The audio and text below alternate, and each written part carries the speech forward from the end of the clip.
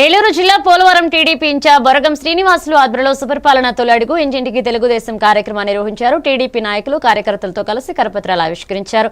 అనంతరం door to door కార్యక్రమంలో భాగంగా నేరుగా ప్రజల వద్దకు వెళ్లి కూటమి ప్రభుత్వం ఏడాది పూర్తయిన సందర్భంగా అమలు చేసిన సంక్షేమ పథకాల గురించి వివరించారు.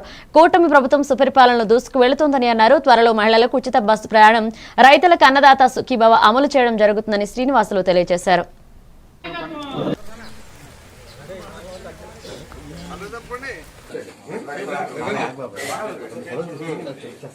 బాగానే వస్తున్నాయి.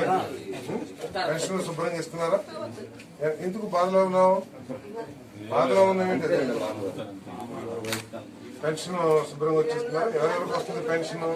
కార్యక్రమానికి ఇచ్చేసి మీ అందరికీ నమస్కారాలు.